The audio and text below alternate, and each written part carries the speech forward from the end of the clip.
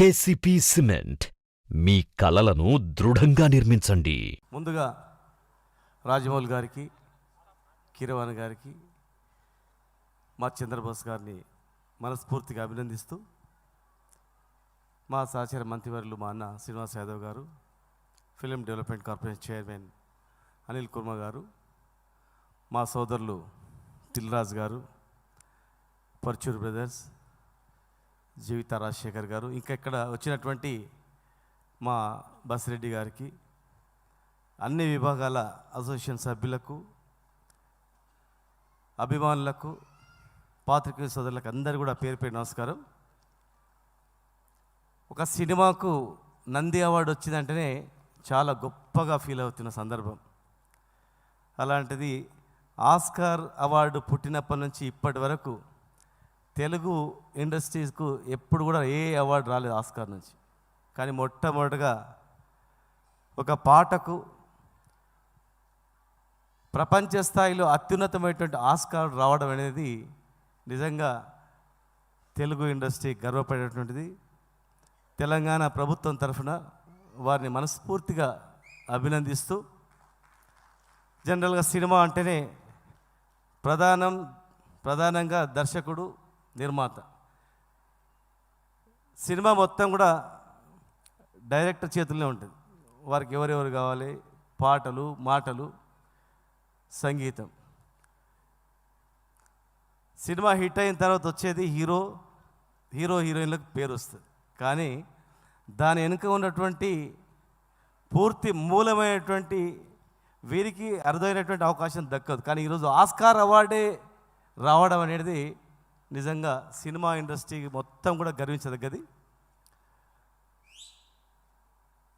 మద్రాసు నుంచి హైదరాబాద్ వచ్చిన తర్వాత సినిమా ఇండస్ట్రీ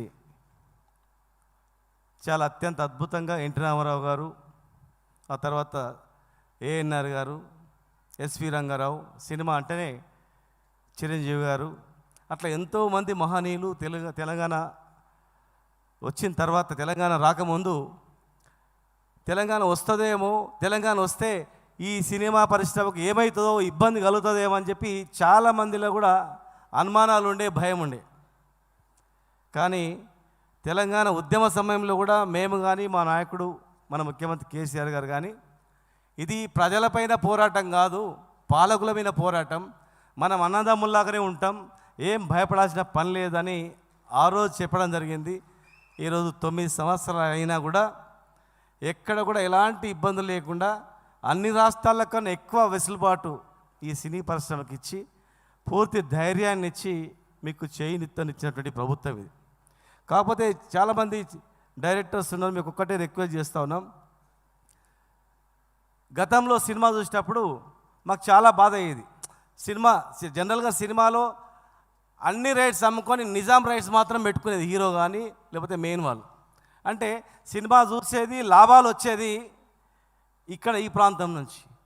కానీ సినిమాలో మాత్రము భాషను ఒక రకంగా, ఒక ఏందిరా, ఎక్కడ పోయినవరా అట్లా చూపించేది అనమాట.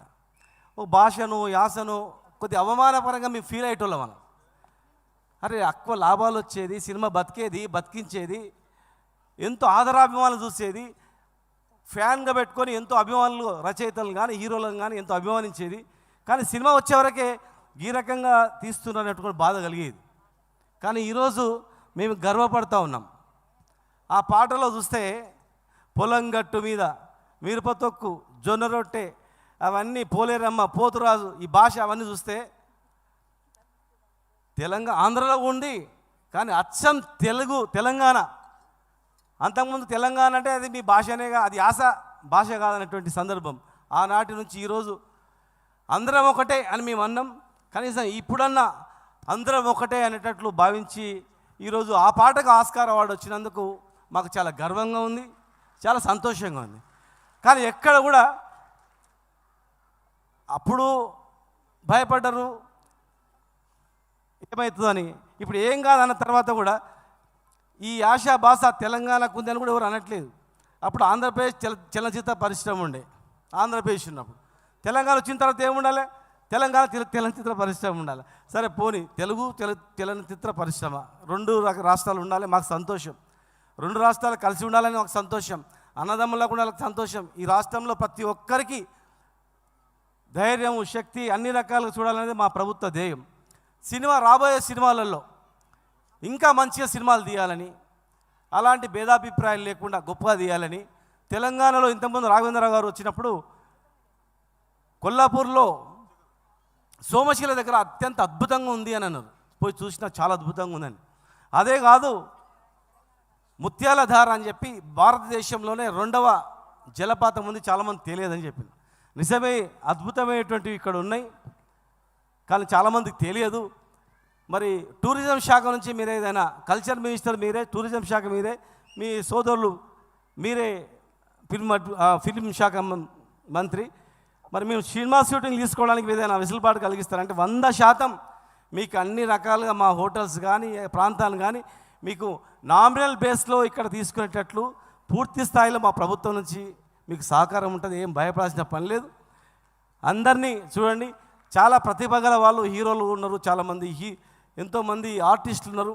వాళ్ళని వెలికి తీసి పైకి తీసుకురావాలని చెప్పని, ఇంకా మన సినీ పరిశ్రమ, తెలుగు సినీ పరిశ్రమ అంటే అంతర్జాతీయ స్థాయిలో గొప్ప గుర్తింపు వచ్చేటట్టు చేయాలని, మీకు ఎలాంటి సహాయ సహకారాలైనా మా ప్రభుత్వం తరఫున మీకు అన్ని రకాలుగా అండదండలు ఉంటాయని చెప్పని మనసారా మీ అందరిని కూడా కోరుకుంటూ మేము మనస్ఫూర్తిగా అభినందిస్తూ, భవిష్యత్తులో కీరవాణి గారి ఆధ్వర్యంలో, రాజమౌళి గారి ఆధ్వర్యంలో, మా చంద్రబోస్ ఆధ్వర్యంలో యువ నటులు ఇద్దరు కూడా అత్యంత అద్భుతంగా ప్రదర్శించి భవిష్యత్తులో ఇంకా భారతదేశానికి గొప్ప పేరు తెచ్చేటట్లుంది. ఆ దిశగా మీరు పోవాలని మనసారా మిమ్మల్ని అందరినీ కూడా అభినందిస్తూ ముగిస్తున్నా. జై తెలంగాణ.